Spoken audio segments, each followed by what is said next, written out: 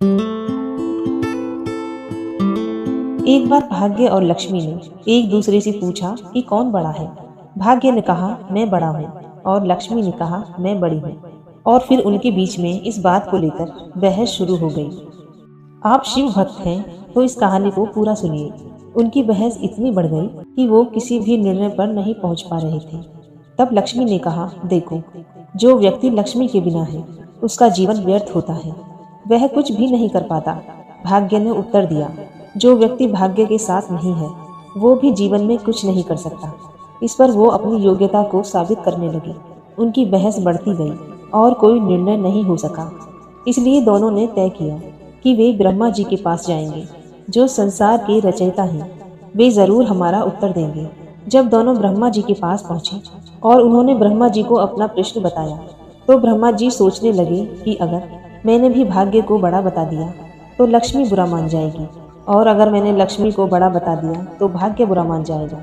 और बहाना बनाते हुए उन्होंने कहा, उत्तर तो मेरे पास नहीं है, चलो मैं भी आपके साथ चलता हूँ। इसका उत्तर हम विष्णु जी से पूछेंगे।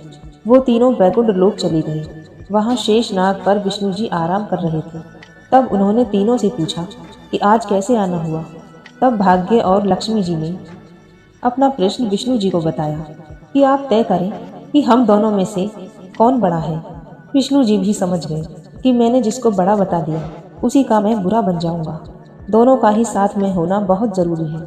अगर मैंने लक्ष्मी जी को छोटा बताया तो वह मेरे पास से चली जाएगी, और अगर मैंने भाग्य को बड़ा बताया तो वह मुझे छोड़ देगा। इसके बिना मैं राही बन जाऊंगा। इसलिए विष्णु जी ने भी कहा, इसका उत्तर मेरे पास नहीं है, चलो हम शिव जी के पास चलते हैं। और वो चारों कैलाश पर्वत की ओर जाते हैं। कैलाश पर्वत पर पहुंचने पर शिव जी भगवान ने उनका स्वागत किया और उनसे आने का कारण पूछा। भाग्य और लक्ष्मी ने भगवान शिव से कहा कि हम दोनों में से कौन बड़ा है। दोनों ने अपनी योग्यता का वर्णन किया। शिव जी भी सोच में पड़ गए। यदि एक को बड़ा बताने पर दूसरा बुरा मान लेता है तो समस्या उत्पन्न हो सकती है। इसलिए उन्होंने भी कहा कि इसका उत्तर मेरे पास नहीं है, लेकिन ये समस्या पृथ्वी पर हल हो सकती है। इसलिए हम पृथ्वी पर जाकर इसका समाधान करें। तभी भगवान शिव एक गांव में पहुंचते हैं। उस गांव में एक गरीब बूढ़ा ब्राह्मण अपनी पत्नी और अपने बेटे के साथ रहता था। वो ब्राह्मण था और वो बूढ़ा हो चुका था और भिक्षा पर उनका परिवार चलता था। वो बहुत गरीब थे, लेकिन उनका बेटा मोहन जो था, वो ब्राह्मण का बेटा बहुत ही बुद्धिमान और चतुर था। वो राजा की लड़की को कथा सुनाने जाया करता था और राजा की लड़की उसे दक्षिणा में कुछ पैसे देती थी। उसी से उसके घर का पालन पोषण चलता था। तब पांचों भगवानों ने साधु का वेश बनाया और वहां पहुंच गए। पृथ्वी पर वो उसी ब्राह्मण के घर पहुंचे और जाकर उनका दरवाजा खटखटाया। ब्राह्मण की पत्नी ने दरवाजा खोला तो सामने चार साधु और साधु माता को देखकर उन्होंने हाथ जोड़कर प्रणाम किया और घर का दरवाजा उनके लिए खोल दिया और प्रेम पूर्वक उन्हें अपने घर के अंदर ले गए। उन्होंने अपने द्वार पर आने वाले साधु महाराज को पानी पिलाया और उनके साथ ही बैठ गए। वे ब्राह्मण अतिथि को भगवान के समान मानते थे। ब्राह्मण और उनकी पत्नी ने सोचा, इस अवसर पर सेवा करना अच्छा होगा, लेकिन एक समस्या थी। उन्हें उनके खाने के लिए एक खास भोजन तैयार करना था, क्योंकि जब ब्राह्मण की पत्नी जब अपनी रसोई में जाती है तब वो देखती है कि उसके पास सिर्फ 4 दाने चावल हैं। उसने देखा कि उनके पास खाने के लिए कुछ नहीं है। वो बहुत परेशान हो जाती है, क्योंकि साधु महाराज अब उनके घर पर हैं और उन्हें खाने के लिए कुछ भी नहीं है। तब उसकी नज़र एक पीतल के लोटे पर पड़ती है और उसके मन में एक विचार आता है। तब वो उस लोटे को उठाती है और अपने बेटे से कहती है, तुम इस लोटे को बेच आओ, इससे कुछ धन मिल जाएगा और उससे हम पांचों साधुओं को भोजन खिला सकते हैं।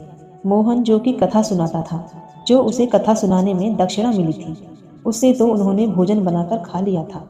अब मोहन उस लोटे को लेकर बाहर जाने लगा। तभी लक्ष्मी जी की नज़र उस पर पड़ गई और कहने लगी, पुत्र तुम कहाँ जा रहे हो? तब वो कहने लगा, माता आप बैठिए, मैं किसी काम से बाहर जा रहा हूँ, अभी थोड़ी देर में आता हूँ। माता रानी और भगवान तो सब जानते हैं। वे सब समझ गए कि ये किस लिए बाहर जा रहा है।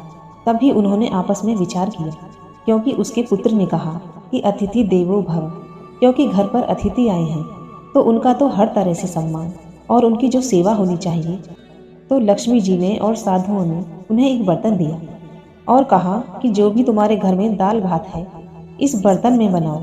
इतना सुन मोहन बेचारा बहुत हिचकिचाने लगा कि घर में कुल 4 दाने चावल के हैं, मैं कैसे इन्हें खाना बनाकर खिलाऊं, कैसे करूं, उनका पेट कैसे भरूं, उनका सत्कार कैसे करूं।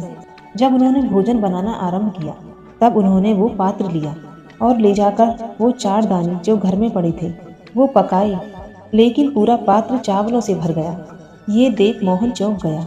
उसे कुछ समझ में नहीं आ रहा था, पर उसने सभी को पेट भरकर भोजन कराया।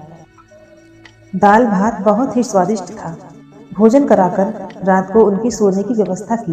ब्राह्मण पति पत्नी और उनके पुत्र उन भगवानों के साथ सो गए। अगली सुबह जब ब्राह्मण का बेटा मोहन उठा तो वो साधुओं को प्रणाम करके भिक्षा मांगने जाने लगा। तब साधुओं ने उससे पूछा, तुम कहाँ जा रहे हो?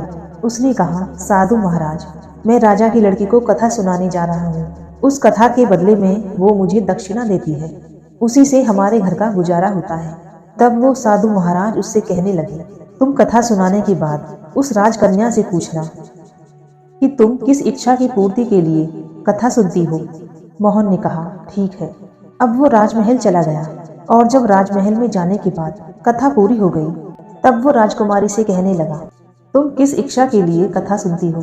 तब वो कहने लगी कि पंडित जी, मुझे ऐसा वर मिले जिसकी चर्चा सभी की जुबान पर हो, उसके सर पर चांद और सूरज की रोशनी हो, उसका माथा चांद और सूरज की तरह चमके, भाग्य का ऐसा धनी हो कि उसके कदमों से लक्ष्मी थिरकती हो और मेरी ऐसी बारात आए जैसे किसी ने अभी तक ना देखी हो, ना किसी की आई हो। ये सुनकर मोहन वापस आ गया। साधुओं ने उससे पूछा, क्या उसने राजकुमारी से पूछा उसने क्या कहा? तो उसने साधुओं को लड़की का उत्तर बता दिया जो राजकुमारी ने उस ब्राह्मण के बेटे से कहा था। अगली ही सुबह फिर से कथा सुनाने के लिए जाने लगा तो साधुओं ने कहा, बच्चा, आज फिर वही प्रश्न करना। अगर राजकुमारी वही बात कहे तो वह फिर वही बात बोलती है, तो तुम कहना कि तुम जैसा वर ढूंढ रही हो तो वो मैं ही हूँ, और इतना कहकर वहां से तुरंत चले जाना। मोहन ने कहा, साधु महाराज, मैं एक गरीब ब्राह्मण का पुत्र हूँ और मेरे परिवार का पालन पोषण मैं उसके द्वारा करता हूँ। उसके द्वारा दी गई दक्षिणा से मैं अपने परिवार का गुजारा करता हूँ। और मैंने एक राजा की पुत्री से विवाद किया और उसने मेरे परिवार को मृत्यु दंड देने की धमकी दी तो वो हमें मौत के घाट उतार देगा। मैं ऐसा नहीं कर सकता। ठीक है, तुम्हें और तुम्हारे परिवार को हम भस्म कर देंगे अगर तुम ऐसा नहीं करोगी। मोहन पहले से ही उनके चमत्कार से डरा हुआ था, क्योंकि वह देख रहा था कि भोजन की तैयारी कैसे हो जाती है और ये कोई साधारण साधु नहीं है, बहुत ही चमत्कारी बाबा है। उसने सोचा, राजा तो बाद में मृत्यु दंड देगा, अगर इन साधुओं ने मृत्यु का श्राप दे दिया तो अभी हमारा अंत हो जाएगा। उन साधुओं का कहना मानकर वो कथा सुनाने चला गया। कथा सुनाने के बाद मोहन ने जैसे ही कल वाले प्रश्न दोबारा दोहराए तो राजकुमारी ने वैसा ही जवाब उन्हें दे दिया। तब मोहन राजकुमारी से कहने लगा, ऐसा वर तो पृथ्वी पर सिर्फ मैं ही हूँ। और ऐसा कहकर वो वहां से भाग गया। राजा की पुत्री एकदम आश्चर्यचकित रह गई कि ये उसने क्या कह दिया। उसने अपने पिताजी को बुलाकर सब बात बताई कि ब्राह्मण का लड़का उसे क्या कहकर भाग गया। राजा ने उसे आश्वासन दिया कि उसे दंड दिया जाएगा, ब्राह्मण को इसकी सजा जरूर मिलेगी। राजा ने तुरंत अपने मंत्रियों से विचार किया और जो उनके बड़े बड़े महामंत्री थे उन्होंने कहा, उसके इस अपराध के लिए उसे फांसी दी जानी चाहिए, परंतु वो एक ब्राह्मण है, उसे फांसी देने पर हमें ब्राह्मण हत्या का पाप लगेगा। ऐसा कुछ किया जाए, उसे दंड भी मिल जाए और ब्राह्मण हत्या का पाप भी नहीं लगेगा। काफी विचार विमर्श करने के बाद राजा और मंत्रियों ने तय किया कि शादी का निमंत्रण पत्र कुछ शर्तों के साथ उस ब्राह्मण के घर भिजवाया जाए। राजा ने उस शर्तों वाला पत्र लिखकर उस ब्राह्मण के घर भेज दिया, जिसमें उसने यह कहा, राजकुमारी ने अपने पिता को बताया कि वह राजकन्या के अनुसार वो वैसा वर जो ढूंढ रही है वो मैं हूँ। यह कहकर भाग आया है, परंतु राजकन्या बहुत खफा है। अगर तुम हमारी सारी शर्त पूरी करते हो तो तुम हमारी राजकुमारी के साथ शादी कर सकते हो। अगर तुमने शर्त पूरी नहीं की तो तुम्हें मृत्यु के घाट उतार दिया जाएगा।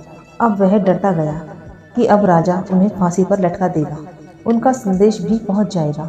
कुछ समय बाद सैनिक निमंत्रण लेकर पहुंच गया। तब ब्राह्मण का लड़का डर से कांपने लगा कि राजा अब हमें नहीं छोड़ेगा। साधुओं ने उस सैनिक को सम्मान सहित बिठा दिया। अब जो ब्राह्मण का लड़का था उसने निमंत्रण पत्र को देखकर उसे पढ़कर सुनाने के लिए कहा।